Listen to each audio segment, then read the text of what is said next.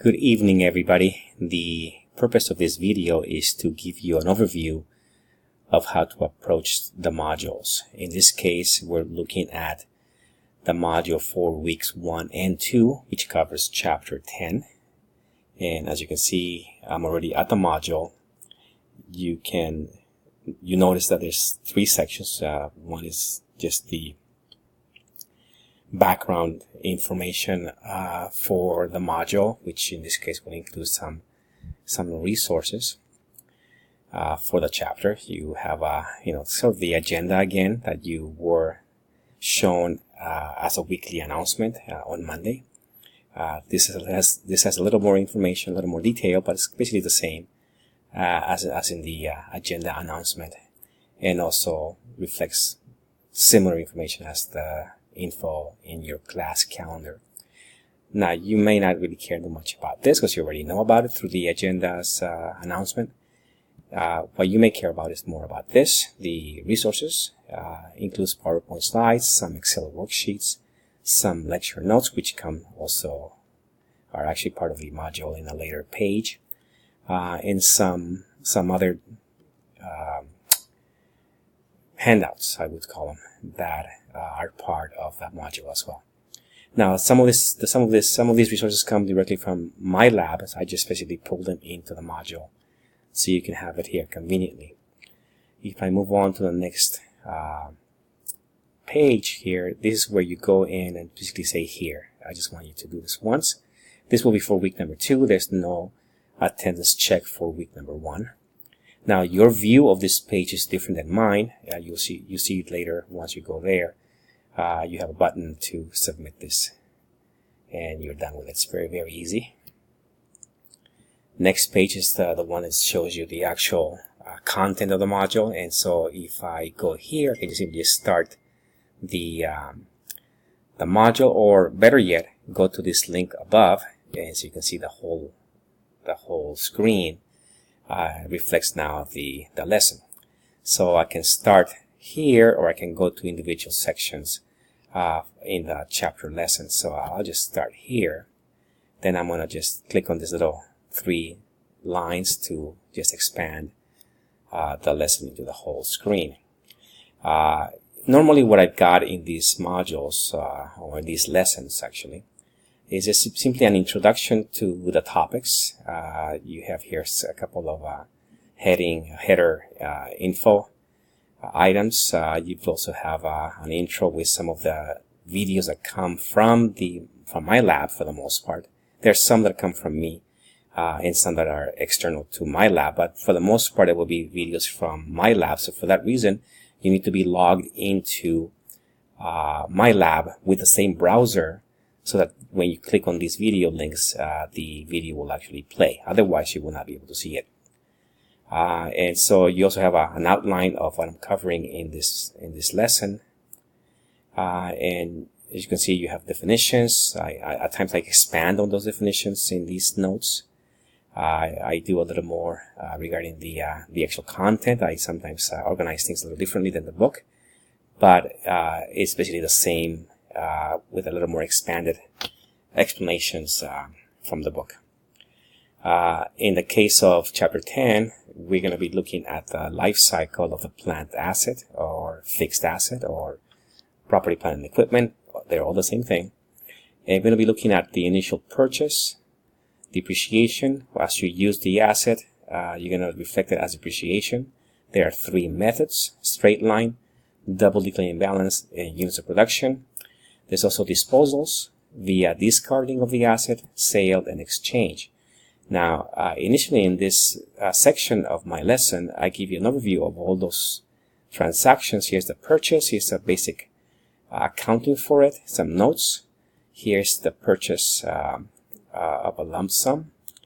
No, this is actually different. This is actually the expenditures subsequent to initial purchase, which we call either an addition, a betterment, or an extraordinary repair. They're all capital expenditures or revenue expenditures. This is how you account for them. Depreciation is accounted this way. Depreciation is actually quite easy in terms of the accounting itself. The calculation using each of the methods is what's the challenge. So there will be more on this in the next section. And then it's also disposals. And here I give you a sense of how to actually account for disposals using generic journal entries. Notice that I can always zoom into these pictures so you can actually have a better view if that's what you need. So I'm going to go down, and now here's a little section on how to report, how to present this information in the financial statements. Now at the bottom here, I can move on to the next section, and this one, section lecture note 10-2, focuses purely on the accounting for the purchase of a plant asset. So now here I've got three separate types of initial purchase. The generic one here, there's a lump sum purchase, and as I said before, there's a capital expenditure, revenue expenditure subsection in the lecture notes. So here again, I show you with an example how you would actually account for each of these types of purchases of a plant asset. So keep going to now lecture note 10-3.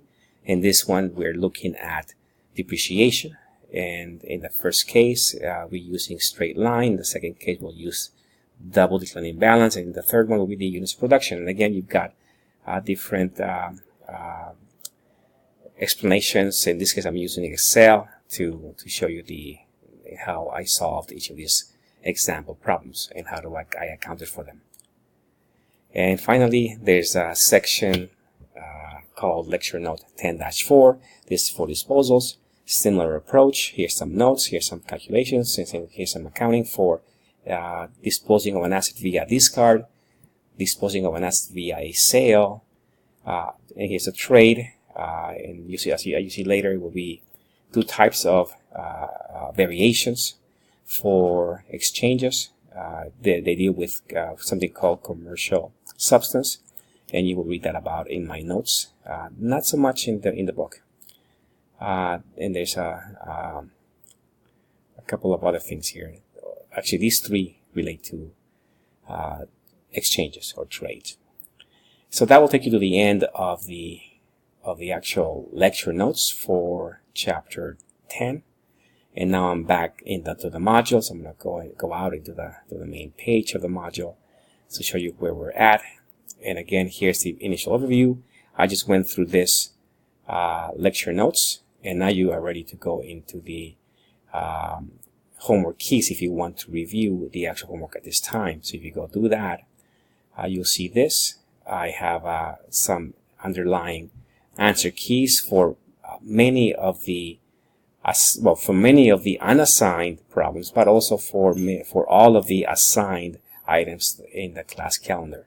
So if you go here, you will find that you have either a Word document or an Excel spreadsheet with a few notes from me. At times I do other things such as videos and things like that to give you more detail.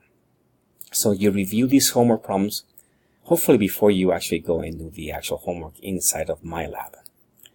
So I'm going to go back out into the module here again to show you that now if I have done that, I can also access my accounting lab multimedia library from here, and I can access some of the materials. You can do it through here, or you can go into your MyLab account and do it from there. It's the same thing. I'm just embedding that into our modules here. So you can search, for example, chapter 10 materials you want to see, maybe PowerPoints or some other resources. You can do it from here, working papers, demo docs, and so on and so on. Going back to the module, you will see that now I'm ready at this point to do one of two things. I can either go and start asking questions. You need to at least submit one question per week, per chapter in these threads. So you may as well just do that. Or you can go directly into the assignments. So these are the assignments that you have for chapter 10. This is the one due for week 1, is the one due for week 2. And so let's go into the threads first, maybe.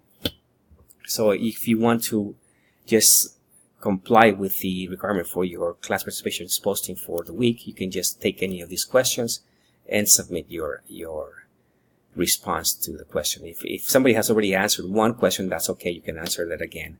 I just want you to be in here and be active. Same thing with the next topic. Now this actually thread relates to, they all relate to the lecture notes that I just showed you previously. And so this thread is specifically related to lecture note 10.2. So you can go here and do posting there. The next one will be lecture note 10.3. So again, you can actually respond to these questions. So if you have gone through my lecture notes, you should be able to respond to these questions quite easily. And the more you participate in this, the more you will learn. So I would actually ask you to do a lot more than just one posting per week per chapter. And finally, let me go out and show you the assignments. Again, these are the things that are actually graded. So I said I put the word graded. And so once you get to this page, as you go through the module, you will see this. You can start your reading check for chapter 10. It's a few questions that relate to the chapter. True, false, but mostly multiple choice. These are unlimited number of times you can take this, so you can always maximize your score. There should be no reason why you wouldn't be able to do that by the deadline. So make sure you understand what the deadline is for each of these items. And then you have the homework. And again, in this case, it's homework 10. It's due this coming, actually week 2, not necessarily, not this week. And they are here listing the items. And these are the same items that you see in the class calendar and also in the modules, in the homework page that I just showed you.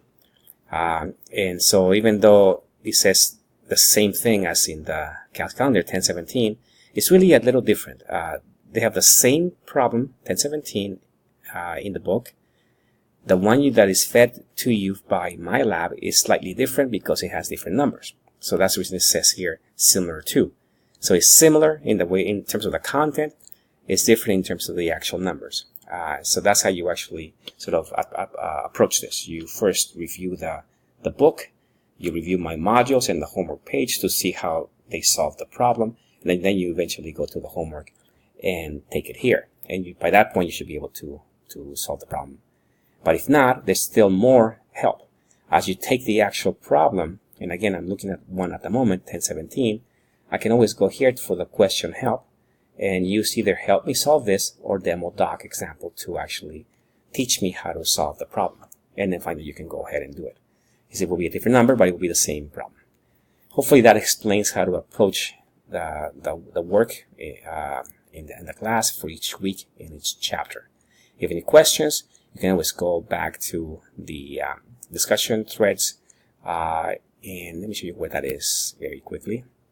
If I go back to the modules, I will see under the week 0 module or module 0, there's a page here that says virtual office hours. This is what you use to ask me questions about the content of the class.